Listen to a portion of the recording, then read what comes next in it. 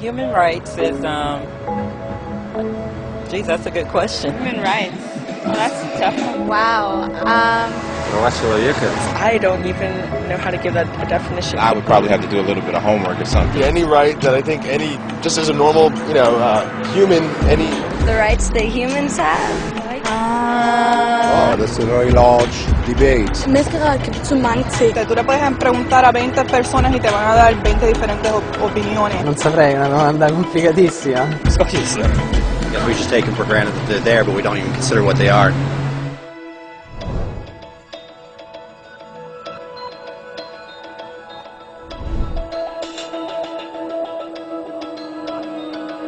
Human rights are the rights you have simply because you're human.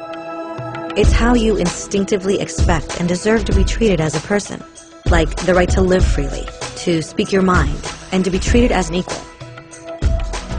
There are many kinds of rights. Most apply to a certain group. But human rights are the only ones that apply to absolutely everyone, everywhere. That means kids, old people, poor people, basketball players, garbage men, rappers, teachers, Africans, Indians, Albanians, Christians, Muslims, Kabbalists, atheists, your mom, your dad, your next door neighbor, and you all have the exact same human rights. In other words, they're universal. But the question remains, what are they? Name the human rights? What the human rights are? the right to live, equality between all peoples. Right to religion, the right to... Is there supposed to be a list somewhere I should be aware of? According to the United Nations, there are a total of 30 human rights, which are usually lumped together and called simply human rights. They're all listed out in the Universal Declaration of Human Rights, which is the world's most widely accepted document on the subject. But it was a long time in coming. At first, there were no human rights. If you were in with the right crowd, you were safe. If you weren't, well, you weren't. But then a guy named Cyrus the Great decided to change all that. After conquering Babylon, he did something completely revolutionary. He announced that all slaves were free to go. He also said people had the freedom to choose their religion, no matter what crowd they were a part of. They documented his words on a clay tablet known as the Cyrus Cylinder. And just like that, human rights were born. The idea spread quickly to Greece, to India, and eventually to Rome. They noticed that people naturally followed certain laws, even if they weren't told to. They called this natural law, but it kept getting trampled on by those in power. Not until 1,000 years later in England did they finally get a king to agree that no one can overrule the rights of the people, not even a king. People's rights were finally recognized, and they were now safe from those in power. Kind of. It still took a bunch of British rebels declaring their independence before the king got the point that all men are created equal. Which isn't to say he liked the idea, but he couldn't stop them, and America was born.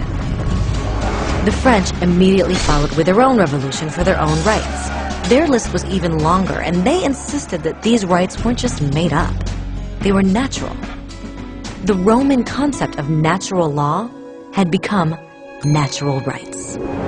Unfortunately, not everyone was so thrilled. In France, a general named Napoleon decided to overthrow the new French democracy and crown himself emperor of the world. He almost succeeded. But the countries of Europe joined forces and defeated him. Human rights was again a hot topic. They drew up international agreements, broadly granting many rights across Europe. But only across Europe. The rest of the world somehow still didn't qualify. Instead, they got invaded, conquered, and consumed by Europe's massive empires.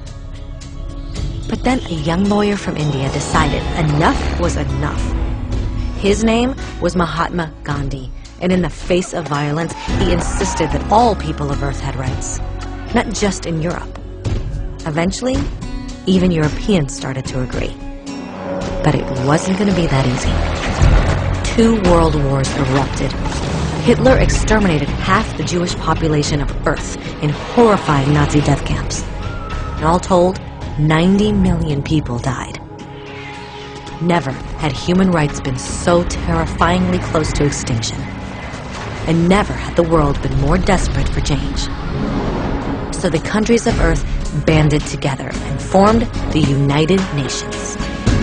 Their basic purpose was to reaffirm faith in fundamental human rights, in the dignity and worth of the human person. But what were human rights? Were they the proclamations of Cyrus, the natural laws of Rome, the declarations of France? Everyone seemed to have a slightly different idea of what human rights should be.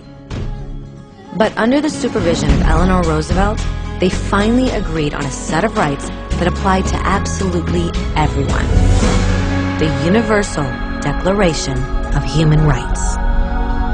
The French concept of natural rights had finally become human rights.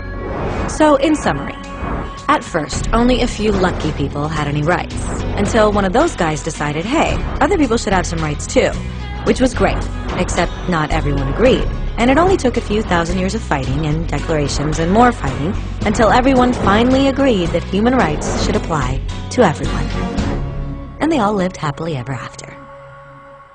Except for one little problem.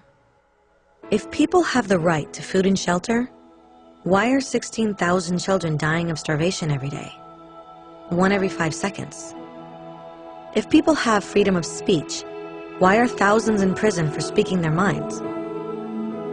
If people have the right to education, why are over 1 billion adults unable to read? If slavery has truly been abolished, why are 27 million people still enslaved today? More than twice as many as in 1800. The fact is, when it was signed, the Universal Declaration of Human Rights did not have the force of law. It was optional. And despite many more documents, conventions, treaties, and laws, it's still little more than words on a page. So the question is, who will make those words a reality?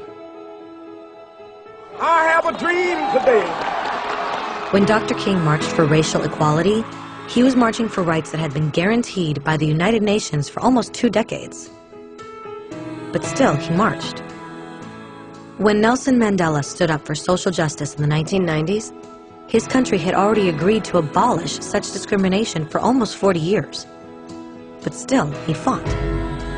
Those who fight today against torture, poverty, and discrimination are not giants or superheroes. They're people. Kids, mothers, fathers, teachers. Free-thinking individuals who refuse to be silent. Who realize that human rights are not a history lesson. They're not words on a page. They're not speeches or commercials or PR campaigns. They are the choices we make every day as human beings. They are the responsibility we all share to respect each other, to help each other, and to protect those in need. As Eleanor Roosevelt said, where, after all, do universal human rights begin? In small places close to home. So close and so small that they cannot be seen on any maps of the world. Yet they are the world of the individual person, the neighborhood he lives in, the school or college he attends, the factory, farm, or office where he works. Such are the places where every man, woman, and child seeks equal justice, equal opportunity, equal dignity without discrimination. Unless these rights have meaning there, they have little meaning anywhere.